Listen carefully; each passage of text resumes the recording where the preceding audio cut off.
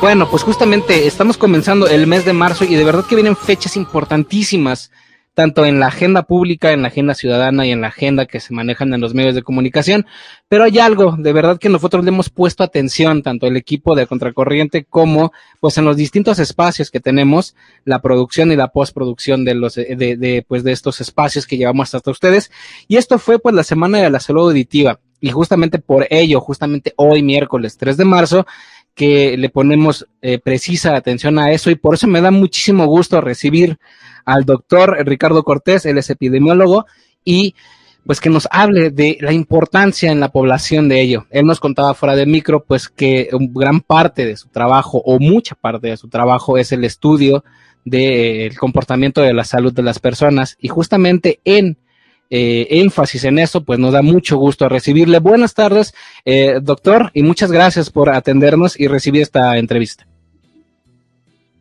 Muchísimas gracias, Alberto, a ti por la invitación, por recibirme en tu espacio. Es importantísima la salud auditiva.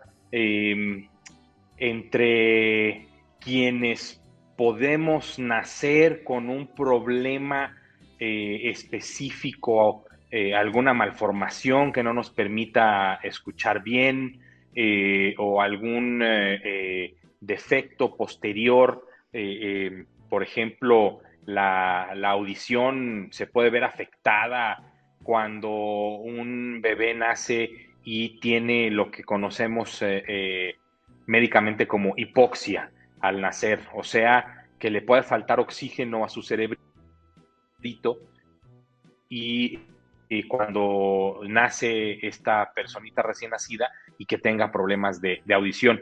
Pero no solo por eso, existen medicamentos que se denominan ototóxicos, o sea, que son tóxicos para nuestros oídos y que pueden disminuir nuestra capacidad de audición a cualquier edad, en que tomemos este tipo de medicamentos. Y finalmente, otra de las grandes causas digamos, disminución de la audición es la edad. En realidad, pues todo por servir se acaba y nuestro cuerpo se va desgastando poco a poco conforme van pasando los años, y cuando lleguemos, esperemos llegar muchos a esta edad de oro, a la tercera edad, a ser personas adultas mayores, podemos empezar a tener problemas de audición, disminución en nuestra audición y necesidad de utilizar algún auxiliar auditivo cuando ya estemos en esta etapa de ser persona adulta mayor. Lo más importante es que todos los problemas de audición pueden tener una solución independientemente de cuándo se detecten estos. Entre más tempranamente se detecten los problemas de audición, tenemos más chance, más oportunidad de tener un tratamiento correcto y poder volver a escuchar normalmente, o Hay hacerlo algo que por primera vez algunos años después. sí, hay algo que me llama la atención aquí, doctor, perdón por interrumpirlo así, pero y justamente en esto que cuando nosotros hablamos de la Semana de la Salud Auditiva, hablamos quizá, le hemos puesto atención al 25 de febrero, hoy 3 de marzo, siempre pensamos o nos enfocamos siempre en aquellas personas que nacieron con alguna discapacidad auditiva, pero ¿qué pasa cuando adquirimos esta discapacidad y qué puede llevarnos a la población, ahora que estábamos hablando del estudio de los comportamientos, a poder padecer una discapacidad auditiva? ¿Cuáles son pues las recomendaciones para prevenir justamente una discapacidad auditiva con la vida que llevamos hoy en día? Claro, Alberto, mira, es muy importante. Hay que hablar de los datos generales. La epidemiología es el análisis de datos para tomar decisiones. Y, por ejemplo, el INEGI nos dice 4.5% de toda nuestra población en México vive con una discapacidad, alguna discapacidad, motora, auditiva, vamos, cualquiera que pueda ser visual, por ejemplo. Pero al momento de hacer un análisis más amplio, resulta que más del 12% de nuestra población tiene dificultades para escuchar. Eso quiere decir que dentro también de la población que tiene dificultades para escuchar, no se identifica como una persona que vive con una discapacidad auditiva. Y algo que es importantísimo en nuestro país, México somos un país de ingresos medianos o bajos, de acuerdo a esta clasificación, y la Organización Mundial de la Salud dice que en este tipo de países hasta el 75% de las pérdidas de audición son prevenibles. Infecciones, problemas al nacer, uso de medicamentos, contaminación auditiva, el uso de los audífonos a muy altas decibeles puede afectarnos muy poco a poco. Nosotros no nos damos cuenta y nos va afectando nuestro oído.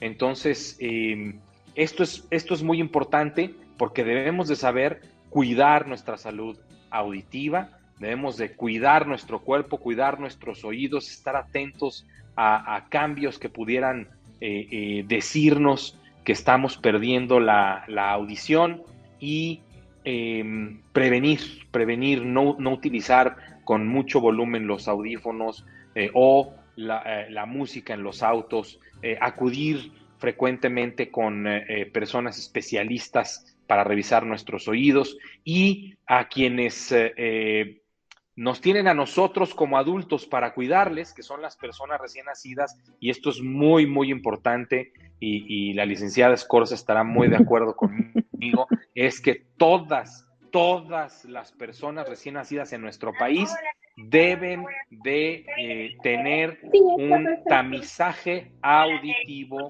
al nacer. Se llama tamizaje auditivo neonatal. Este tamizaje nos dice si la personita recién nacida tiene problemas de audición al nacer, y estos problemas de audición al nacer deben tener una solución específica con diferentes soluciones. Una de ellas, de la que es experta la licenciada Escorza, los implantes cocleares. Gracias. Y justamente esto, ¿no? Que hay mucho que me llama la atención en estos aspectos, sobre todo por esto que nos menciona del comportamiento de la ciudadanía mexicana y que le prestamos muy poca atención a ello. En la Semana de la Salud Auditiva, usted, doctor, estuvo, bueno, él, para todos y todas que nos escuchan, estuvo participando en mesas justamente para la prevención de eso. ¿Qué es lo que más rescata, doctor, de esta Semana de la Salud y en las mesas que usted estuvo participando para que las personas que quizá no se enteraron de esta semana o de las mesas, o quizá tal vez de esta discapacidad, que todavía no tienen mucha información de ello, qué es lo que más rescata de estos temas que se abordaron en la Semana de la Salud Auditiva? Creo que lo principal es darnos cuenta de que existe un problema, hay una visión sobre la discapacidad auditiva, de que es una discapacidad invisible, porque en realidad cuando uno se enfrenta, no por un enfrentamiento, sino cuando uno tiene de frente a una persona con una discapacidad auditiva, a una persona que no escucha nada, no lo ve, no se ve. Simple y sencillamente a la persona no le funcionan sus oídos, pero no es como una discapacidad como las personas usuarias de sillas de ruedas, por ejemplo, o las discapacidades visuales que regularmente utilizan otro tipo de apoyos, ayudas, como pueden ser bastones o animales de compañía que son sus aliados y sus ojos, literalmente, a las personas que no ven. Esto, a simple vista, valga la redundancia, en personas con discapacidad auditiva no se ve. Esto representa en un principio una barrera importantísima de comunicación, porque la salud auditiva debe contemplar, entre otras cosas, el aspecto de educación, pero social. No solo es la persona que está perdiendo la audición o la persona que nace con alguna discapacidad auditiva, sino la sociedad que no entiende esta discapacidad y que no tenemos una educación para aprender lengua de señas, por ejemplo, o para intentar comunicarnos con las personas que no nos pueden escuchar. Acaba de tocar un punto interesantísimo, que justamente yo les pregunto a doctores y especialistas que utilizan este espacio y estos micrófonos para dar información, a crear empatía y demás que compartimos en este espacio. Yo les pregunto esto que le voy a preguntar a continuación, doctor, porque más allá de dar una respuesta generalizada de la educación en México y demás, es para que ustedes que nos escuchan, amigas y amigos, sepan que hay más personas allá afuera con esta visión. Desde su perspectiva, doctor, ¿qué hace falta en México a la educación para realmente tomarlo en cuenta en el sistema educativo?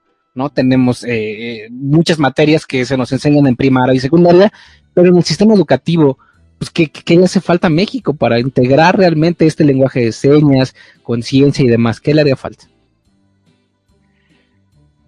Híjole, al sistema educativo le hacen mucha falta muchas cosas.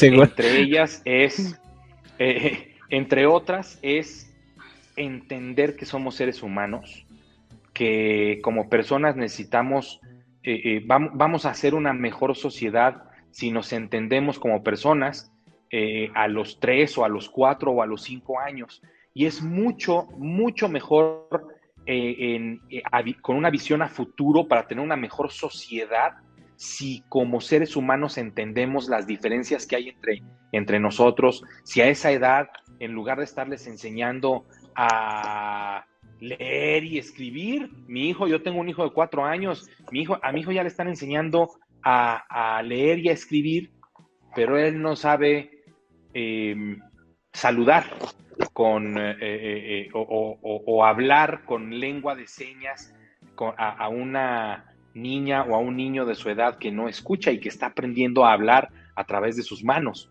Entonces, puede ser que esta sensibilización deba de ser desde los orígenes de nuestra educación, desde la educación preescolar, para crecer ya sensibilizados y tener a futuro una mejor sociedad. Una sociedad que al final de cuentas va a aprender a sumar y a restar y a leer y a escribir, pero que si crecemos sabiendo leer, escribir, sumar, restar y dividir, pero no crecemos sensibilizados hacia las necesidades que tenemos nosotros como personas y nuestras personas vecinas, las personas con las que convivimos, vamos a tener una sociedad cada vez más aislada, como ya la tenemos, y con poca sensibilidad y amor hacia el prójimo. Híjole, yo lo pienso en esto que nos acaba de mencionar, doctor. Si viviéramos en un país mucho más sensible, no estaría tan arraigada esta, pues, ¿cómo llamarlo, audiencia? Esta actitud de solamente ver por nosotros mismos, ¿no? Y erradicar todas estas frases que tenemos en México, donde, pues, mientras no me pase a mí, mientras yo tenga, el que no tranza no avanza, y tantas cosas que tenemos en México, que si fuéramos más, como lo dice el doctor, sensibilizados, quizá tendríamos otro país. Me da muchísimo gusto también saludar a Teresa Escorza, que justamente por estamos hablando de la Semana de la Salud Auditiva, pues acabamos de pasarla, Tere. Cuéntanos cómo fue, qué es lo que más rescata de esta semana y pues qué es lo más destacado en todo esto. Oye, Alberto, yo aquí tapándome la boca porque quería yo participar y gritar de emoción. Y no, todo, adelante, hombre. Porque además ahorita que le preguntaste al doctor en materia de educación, no sabes cómo es su tema, ¿no? Todo esto de los determinantes sociales, cómo tiene esa visión desde Dirección General de Promoción de la Salud, que cuando enfrentamos una condición de este tipo, no es atenderla solo desde el enfoque social, sino de verdad atender a todos estos pequeños detalles que pueden ser, y digo pequeños, ¿no? Porque parecen, pero créeme que en una vida de día a día con una persona con discapacidad auditiva pueden ser a veces hasta mortales, ¿no? Como pueden ser la educación, el deporte, la sociabilización, la cultura, ¿no? Cualquiera de estas condiciones de día a día que parecieran ya dadas por sentadas, pues cuando vives con una persona con discapacidad auditiva, pues se torna complicado, se torna difícil, aquí, ¿no? Al grado de que como no tenemos atención mental las familias, pues terminamos haciendo loqueras y y buscando programas de radio y buscando directores de promoción de la salud para molestarlos. Y de verdad yo creo que de eso se trató esta Semana Nacional de Salud Auditiva, de dejar de ser invisibles.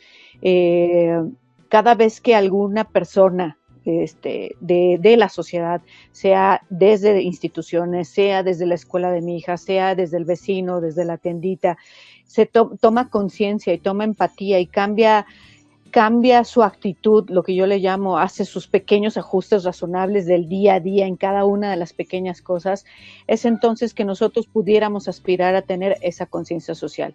Y creo que eso fue lo que se buscó con esta Semana Nacional de Salud Auditiva. Yo no sé, y el doctor me va a corregir, pero según yo, es la única semana nacional que tenemos, independientemente de la jornada de vacunación, que regularmente o coloquialmente les decimos semanas nacionales de salud, pero una Semana Nacional de Salud Auditiva, y corríjame doctor si estoy mal, creo que es la única, al grado de que otro tipo de personas con otro tipo de discapacidad me dicen, Tere, por favor dime cómo le hicieron, porque nosotros necesitamos eso, porque un día no es suficiente. Y sí, tienen razón, un día no es suficiente para visibilizar, para capacitar, para sensibilizar en muchísimos aspectos de nuestra vida. Tú lo sabes, yo soy madre de una niña sorda con implante coclear y incluso antes de que saliera la publicación en el Diario Oficial de la Federación para esta Semana Nacional de Salud Auditiva, yo ya taladraba a autoridades como el doctor Cortés y como muchas otras de que tuviéramos actividades. Mi primera aspiración fue conmemorar el 25 de febrero, el Día del Implante Coclear, y después, ¿por qué no aspirar al 3 de marzo, que es el Día Mundial de la Audición, que además ya es desde una perspectiva internacional? Entonces, doctor Ricardo, ¿algo que le gustaría mencionar o que crea que es importante resaltar ante todo esto? Querido Alberto, con muchísimo gusto. Algo que es muy importante es que este tipo de actividades que sensibilizan a la sociedad y a las personas nos van a hacer erradicar la violencia. ¿Qué violencia? Muy simple, una violencia que ni siquiera identificamos. Usamos a las discapacidades para violentar a nuestros semejantes. Usamos las discapacidades como insultos. Si alguien no te escucha, pues ¿qué estás sordo? Si alguien choca contigo, pues ¿qué estás ciego? Eso es violencia y no lo identificamos, porque a lo mejor además aquella persona con la que chocamos sí tiene una discapacidad visual. ¿Y por qué lo dices de esa forma, como si fuera un insulto? Es una condición con la que vivimos, es una condición con la que vive la gente y no debería ser motivo de insulto y de violencia. Muy, muy lamentablemente, en el Senado de la República hubo una senadora que ya sabrán quién es después, en una comparecencia de un subsecretario de Salud, le entregó un bastón diciéndole que estaba ciego, como un insulto. Y eso, híjole, o sea, viniendo de la máxima tribuna legislativa de nuestro país, me parece lamentable, ¿no? Pero además es que ese es el asunto. Normalizamos la violencia, normalizamos los insultos y eso hay que acabarlo y hay que acabarlo pronto.